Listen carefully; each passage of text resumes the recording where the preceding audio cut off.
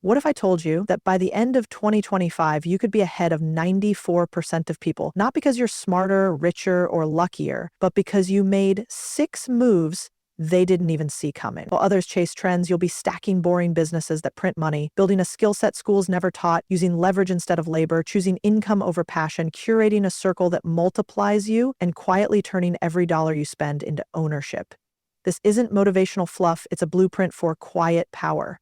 Most will scroll past. The few who apply it, they'll own the next decade. Everybody's busy chasing the next shiny object. You've seen it. People jumping from crypto to AI tools to drop shipping in the span of a week. They're looking for the fast win, the overnight hit, the dopamine spike. But the people who actually get ahead, the real 6%, they don't chase noise. They stack quiet wins. They play a different game altogether.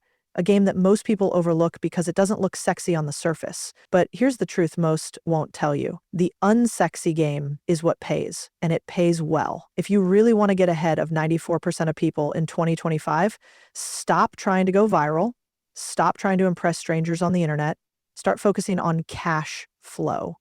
Tangible, repeatable, boring cash flow. Because freedom doesn't come from trends, it comes from control.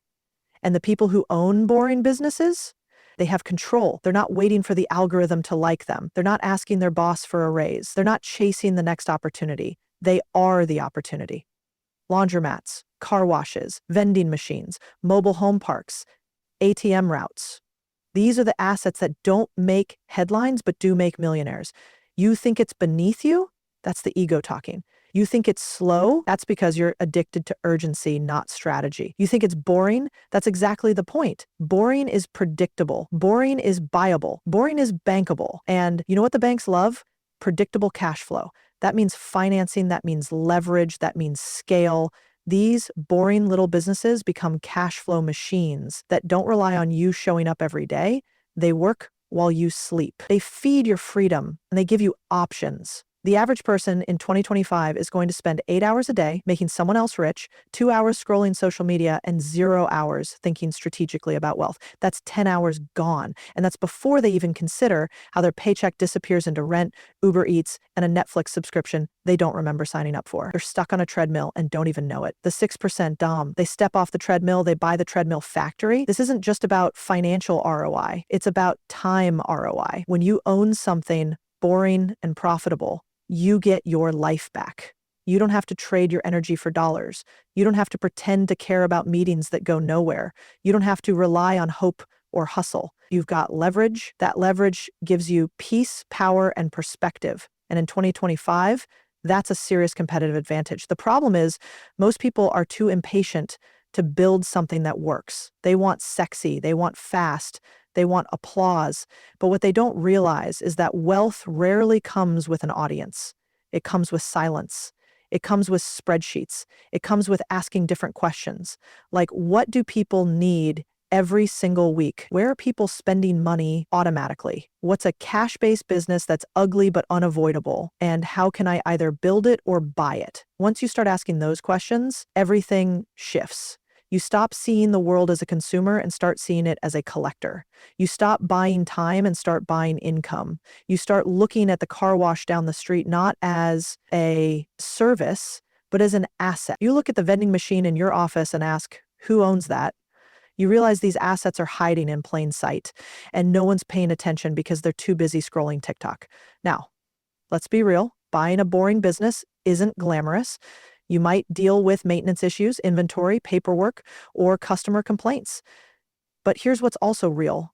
The cash hits your account every month. The asset appreciates, the systems get tighter, the income grows, and after a while you realize something most people never will. Wealth isn't hard. It's just hidden behind things you think are beneath you. Most people want to look successful. You want to be successful. Most people want likes. You want leverage. That mindset shift alone will change your entire trajectory. While they're chasing dopamine, you're building durability. While they're trying to be influencers, you're becoming an owner. While they're focused on popularity, you're focused on profits. You don't need 100 ideas. You need one boring one executed well. That's the part no one tells you.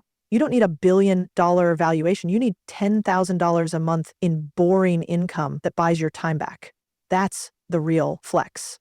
That's the path to freedom. That's how you quietly, methodically, and unapologetically get ahead of 94% of people in 2025.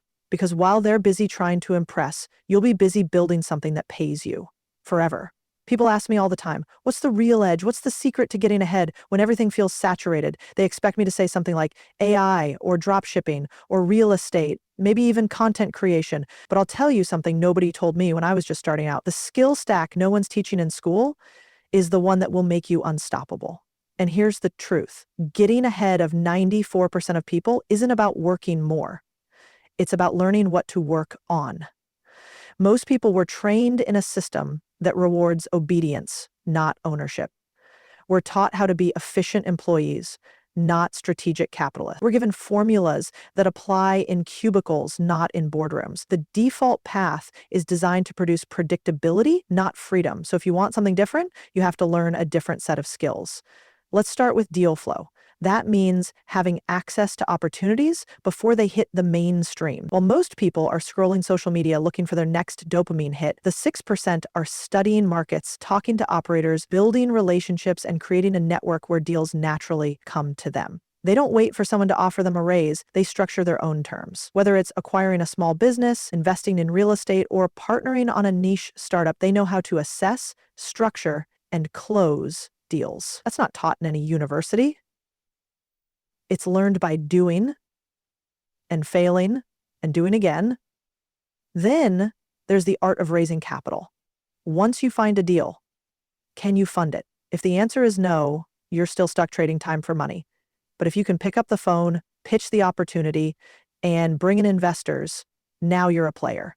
Because capital is just fuel, and if you know how to handle it, you can build a machine that prints money. Most people shy away from raising money because they think it's risky or not for them. That's scarcity talking, that's employee mindset creeping in. The reality is, learning to raise and allocate capital responsibly is one of the highest leverage skills on the planet. Once you unlock that, your growth isn't limited by your bank account, it's powered by your network. Negotiation? Don't even get me started. If you don't know how to negotiate, you're bleeding value in every conversation. Whether it's buying a business, hiring talent, leasing a space, or just setting terms, you're either building margin or giving it away.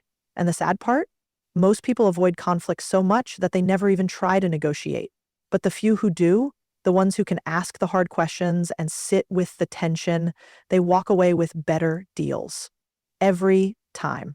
And it's not about being aggressive, it's about being informed, prepared, and crystal clear on what you bring to the table. Financial analysis is another pillar. It's wild to me how many people want to build wealth but can't read a P&L. They want to invest but don't understand cash flow. They want freedom but ignore the numbers that create it. Listen, money is not emotional. It's mathematical. You need to know what the numbers are telling you. When you look at a small business, a property, a stock, a startup, can you quickly identify the levers? Can you spot inefficiencies, see upside, forecast returns? Because if you can't measure it, you can't improve it. And that's where most people fall behind. They make emotional decisions, not strategic ones.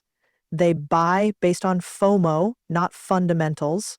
And then they wonder why they're stuck. So what does this all come down to? Ownership. Every skill I just mentioned ties back to one thing, creating leverage. The reason the top 6% pull ahead is because they've stopped trading time for money and started trading strategy for equity. They own things. They own systems. They own outcomes. The rest, they own nothing but stress and a paycheck that disappears before the 10th of the month. That's the difference. And it's not flashy, but it's real. You want to get ahead of 94% of people in 2025? Don't waste another year optimizing a resume. Stop obsessing over certifications no one cares about. Learn to source deals, raise capital, negotiate like a pro, and read numbers like a surgeon. Stack those skills, and suddenly you're playing a whole different game. Not harder, just smarter. Because while the crowd is trying to look successful, you'll be becoming powerful. That's how you win. Everyone's been sold this lie that success is directly tied to how many hours you work, that the grind, the hustle, the nonstop busyness is some badge of honor. But let me tell you something, most people won't. If you're still trading time for money in 2025, you're already behind.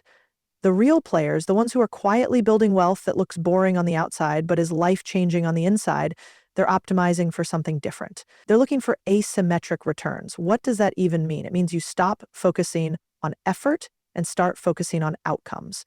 Asymmetric returns are when a single move, a single decision can yield 10x, 100x, even 1,000x more than what you put in.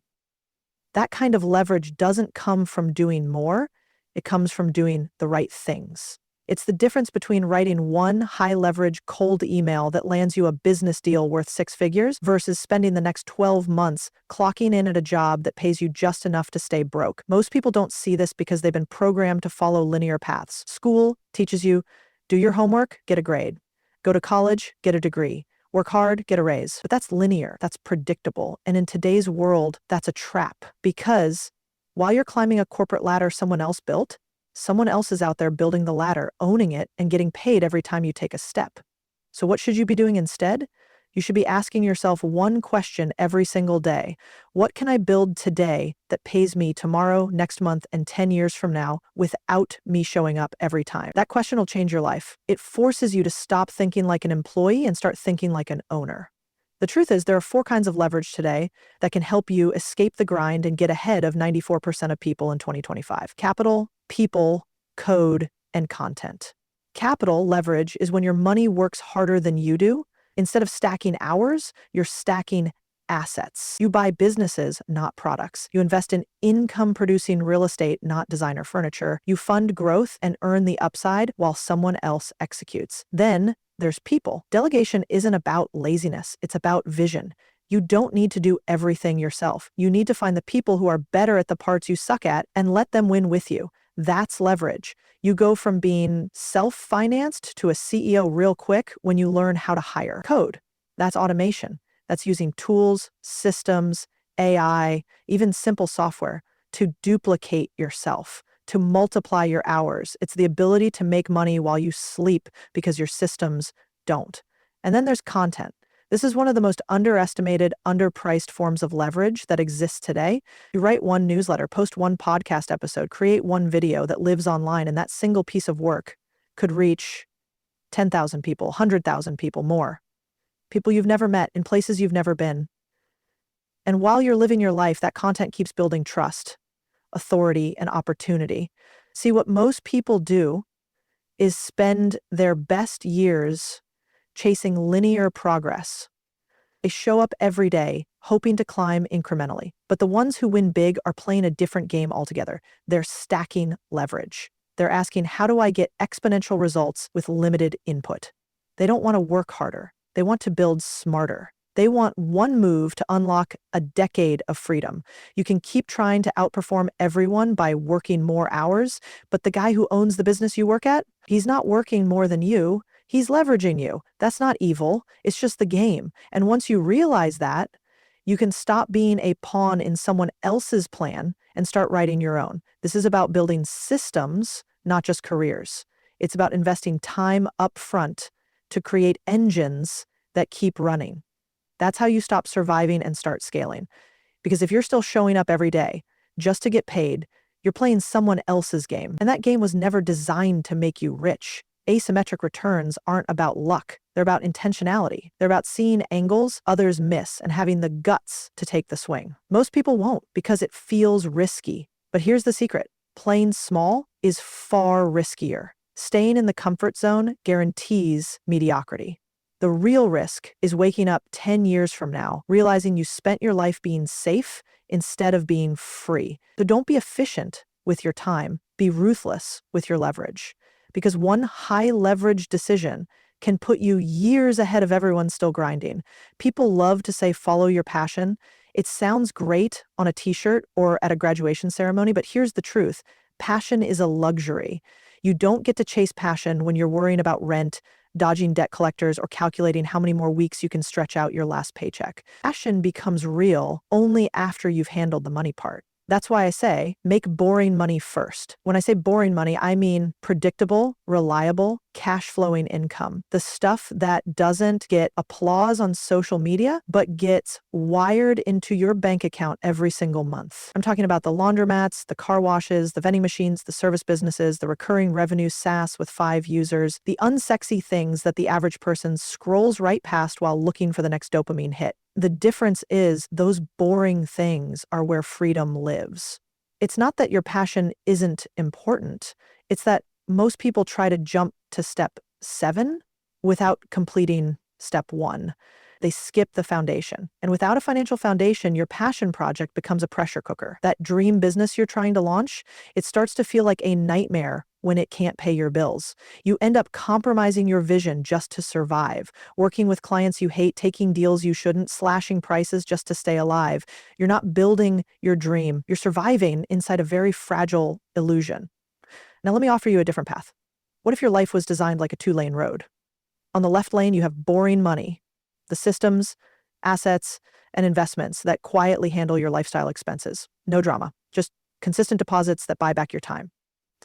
On the right lane, you have your passion, the art, the impact, the cause, the legacy. But you don't touch that lane until the left one is humming smoothly. Once your expenses are covered, everything changes. You make better decisions. You choose who to work with, not who you have to work with. You say no to bad deals.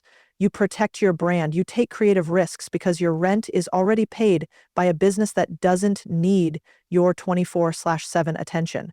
That's the power of boring money. So I've kind of niched down on that, and that's fed me all of my success since. I think it's also fed me success since I started. It gives your passion room to breathe. And here's what most people don't realize. You're not giving up your dream by doing this. You're protecting it. You're building a fortress around it. Because let's be real, the world doesn't owe you a paycheck for being passionate.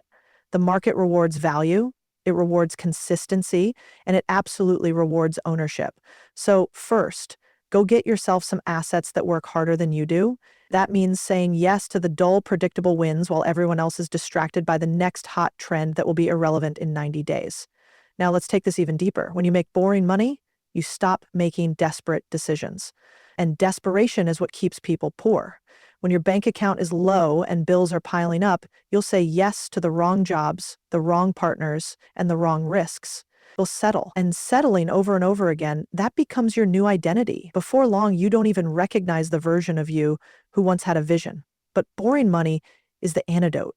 It buys your way out of survival mode. It gives you options. It lets you experiment, fail, try again, and still have a roof over your head.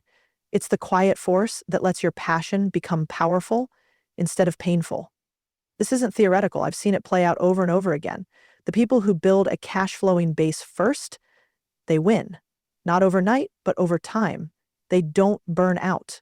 They don't panic during recessions. They're calm when others are desperate. Why?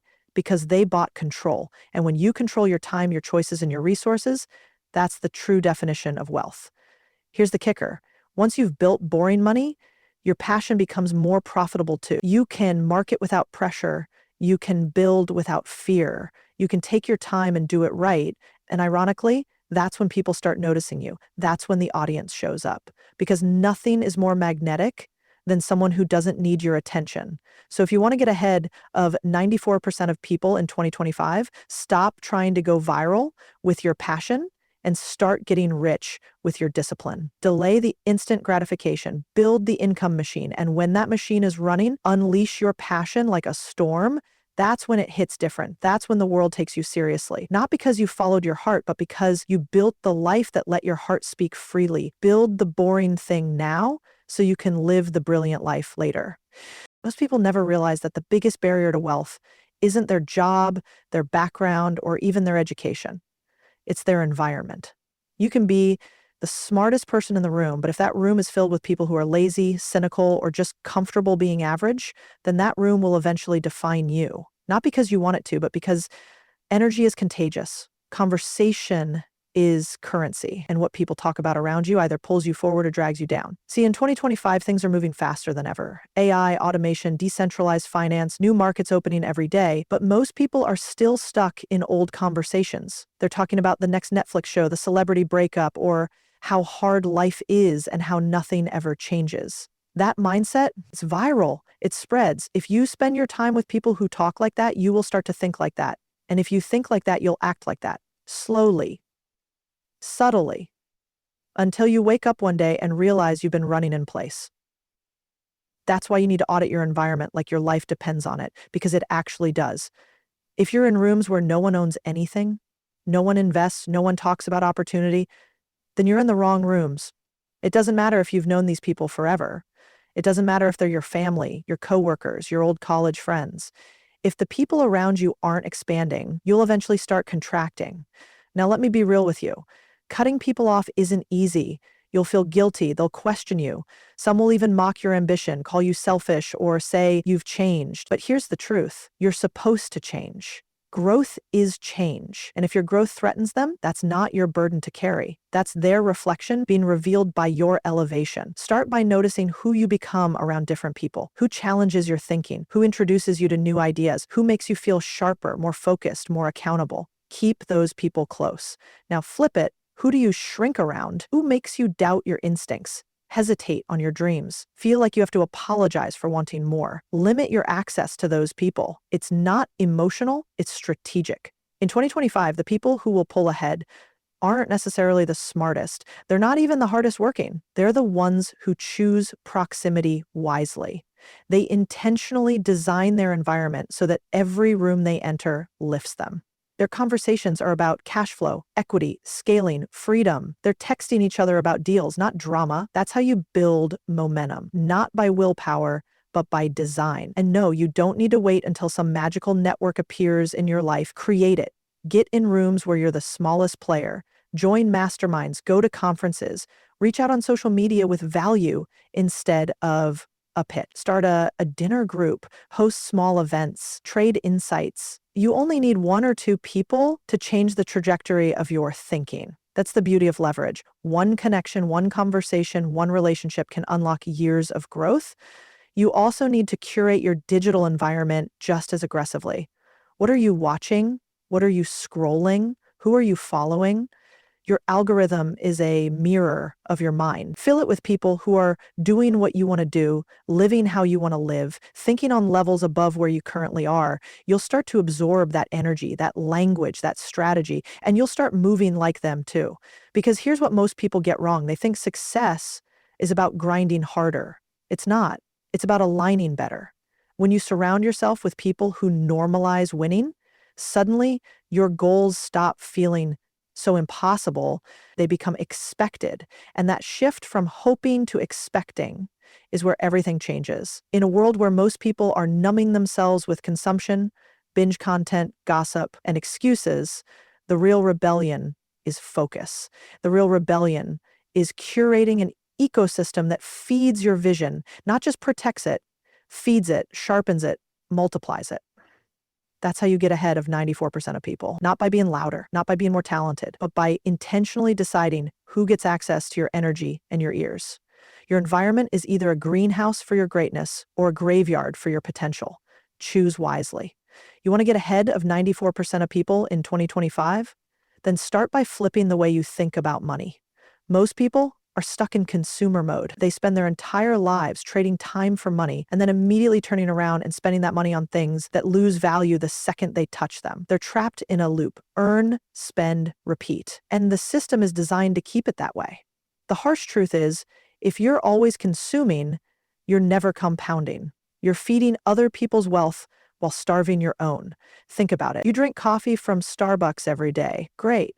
But how many shares of Starbucks stock do you own? You wear Nike sneakers, cool. But have you ever looked into buying Nike stock or acquiring shares in an athletic brand that's up and coming and needs investors? You scroll endlessly on Instagram or TikTok, but are you using those platforms to build a brand, grow an audience, or drive traffic to a business? Or are you just consuming while someone else collects a check every time you double tap? You need to start turning consumption into ownership. That simple shift in mindset will change everything. Every time you spend money, ask yourself, is there a way I could own part of this? If the answer is yes, then explore that. If the answer is no, then ask if the money you're spending is actually giving you freedom or just temporary dopamine. Ownership is freedom. Ownership is leverage. Ownership is the only thing that scales wealth over time without requiring your presence 24/7. Here's the kind of ownership I'm talking about. You can own stocks and companies you believe in. You can invest in small businesses in your neighborhood.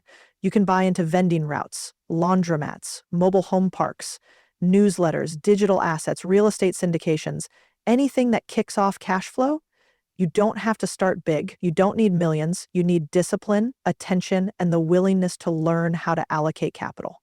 That's it. In 2025, the edge doesn't go to the smartest person in the room. It goes to the person who understands how to get their money working harder than they do.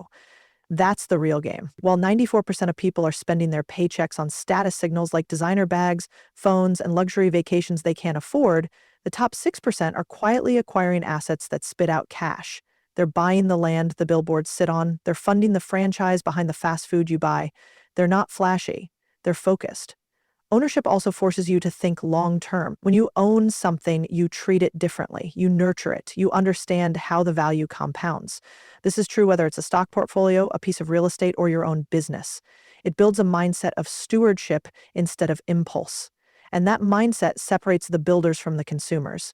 Even better, ownership creates options. When you own equity in anything, you have leverage. You can sell, you can borrow against it, you can scale it, or you can sit on it while it appreciates. Consumers don't have options. They only have expenses. Owners have assets. Assets create freedom, not just income. That freedom is the foundation of power. Now, I'm not saying don't enjoy your life. I'm saying enjoy it intentionally. If you love a product, a brand, or a service, go deeper. Learn how they make money. See if you can get a piece of that value chain. Stop giving your money to people who already have wealth without at least understanding how they built it. Reverse engineer their path instead. Every dollar you spend is a vote for the kind of world you're building. Are you building theirs or are you building yours? You want to get ahead of 94% of people in 2025? Stop being just a consumer. Start being a collector of cash flowing assets. Move from dopamine to dividends. Trade hype for holdings. Because the people who win aren't the ones with the flashiest lifestyle. They're the ones who quietly own the game while everyone else is still playing it.